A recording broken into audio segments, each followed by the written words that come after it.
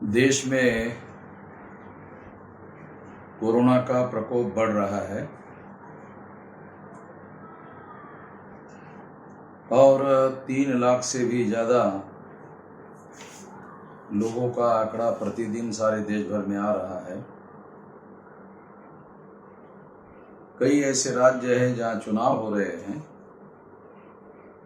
इसलिए वहां बहुत बड़े पैमाने पर टेस्ट नहीं किए जा रहे हैं।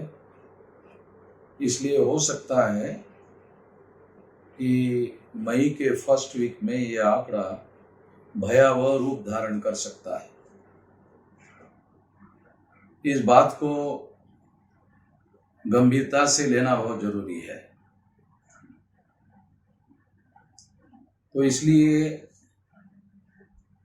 मैं इस संबंध में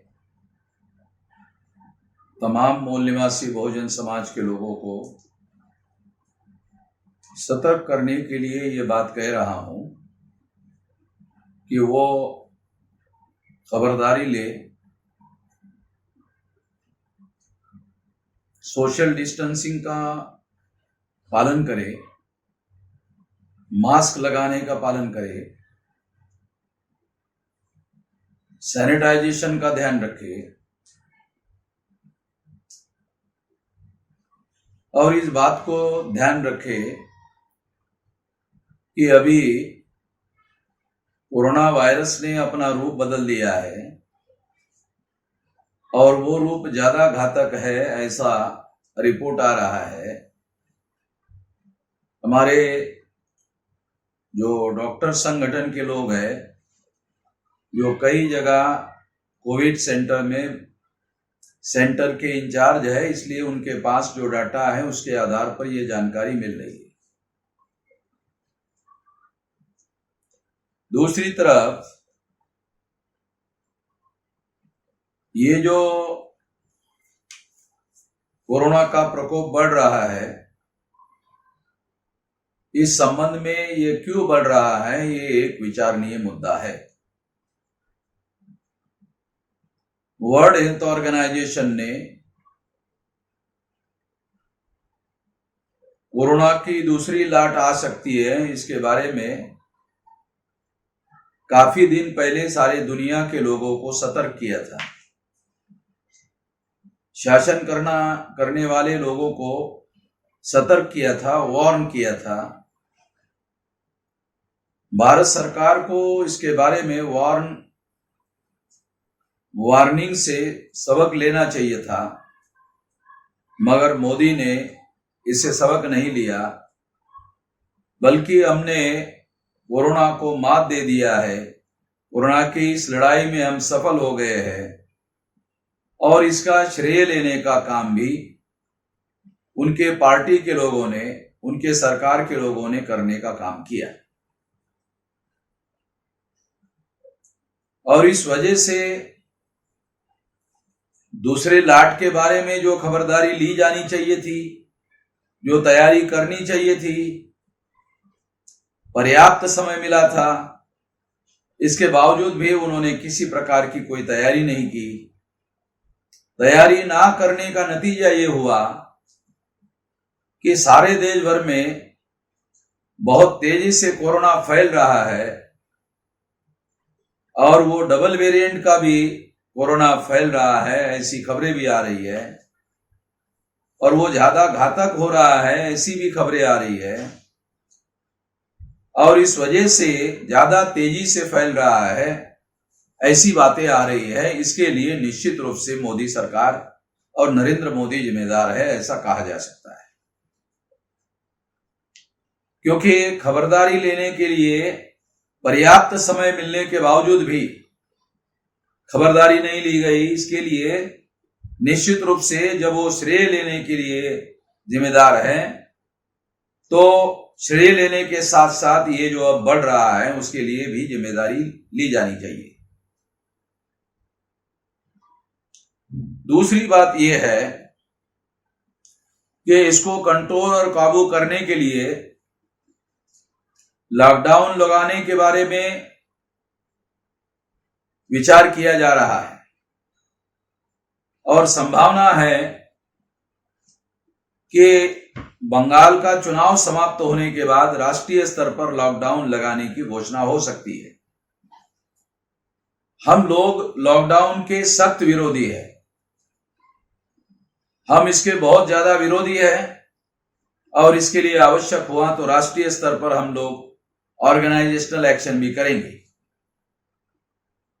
अगर सरकार लॉकडाउन करती है तो उनको इसका आकलन किया जाना चाहिए कि लॉकडाउन से पिछले बार जो बहुत बड़ी हानि हुई थी, गरीबों की हानि हुई थी, क्योंकि गरीबों का रोजगार खत्म हुआ था। जो लोग डेली मजदूरी करते हैं और शाम को अपनी रोटी खाते हैं, जिनकी रोजी खत्म हो जाती है, उनकी रोटी भी खत्म हो जाती है और उनको भूखमरी का सामना करना पड़ता है। तो सरकार को लॉकडाउन लगाना ही है। हम तो इसके सहमत में नहीं है, हम विरोधी है। और अगर लगाना है तो 3 दिन पहले इसकी घोषणा करे और 3 दिन पहले घोषणा करके उन लोगों के अकाउंट में पैसा डाले ताकि वो लोग अपने रोटी की व्यवस्था कर सके और उसके बाद में फिर लॉकडाउन घोषित करे। ऐसा किया जाना चाहिए। तीसरी एक बात और भी मैं कहना चाहता हूं कि कोरोना बीमारी है, बड़ी बीमारी है। इसके बारे में अब किसी को कोई आशंका नहीं रही है। जिन लोगों को आशंका थी वो भी इस बात को स्वीकार कर रहे हैं कि कोरोना बीमारी है। मगर इस बीमारी के बारे में जिस तरह की खबरें आउट की जा रही है, जिस तरह का वातावरण बनाया जा रहा है और जिस तरह का डर फैलाया जा रहा है, वो डर जो है, लगता है डर फैलाने का काम जो है इसके रोका जाना चाहिए। सरकार को डर फैलाने वाले मीडिया के बारे में गंभीरता से सोचना चाहिए। ये डर की वजह से भी हालात जो है बेकाबू होने का खतरा पैदा हो सकता है। जितना ज्यादा डर फैलेगा उतना ज्यादा हाहाकार मच सकता है। इसके बारे में खबरदार होना बहुत जरूरी है। तो ये बात हमको समझना होगा। दूसरी बात वो ये है कि निश्चित रूप से ये महामारी है। महामारी का मतलब केवल ये नहीं है कि कितने लोग मर रहे हैं। महामारी का मतलब ये भी है कि इस बीमारी से कितने लोग संक्रमित हो रहे हैं। 3 लाख का आंकड़ा डेली अगर आ रहा है तो निश्चित रूप से हम महामारी के शब्द पर केवल ध्यान नहीं देना चाहिए कि कितने लोग मर रहे हैं, बल्कि महामारी में कितने लोग संक्रमित हो रहे हैं उसको भी ध्यान दिया जाना चाहिए। लोगों में कितने बड़े पैमाने पर डर पैदा हो रहा है यह भी ध्यान दिया जाना चाहिए। लोगों को हॉस्पिटलाइज करने के लिए कितनी परेशानी उठानी पड़ रही है, इसको भी इस महामारी में ध्यान दिया जाना चाहिए। केवल टेक्निकली मरने वाले लोगों का आंकड़ा ही ध्यान नहीं रखना चाहिए। केवल मरने वाले लोगों का आंकड़ा आधार बनाकर महामारी है या नहीं है ये सोचना पूरी तरह से गैर जिम्मेदारी की बात है। मैं इसे सही नहीं मानता हूं, क्योंकि हम लोगों को निश्चित रूप से जिम्मेदारी का काम करना चाहिए। जनहित में और राष्ट्रहित में भी काम करना चाहिए।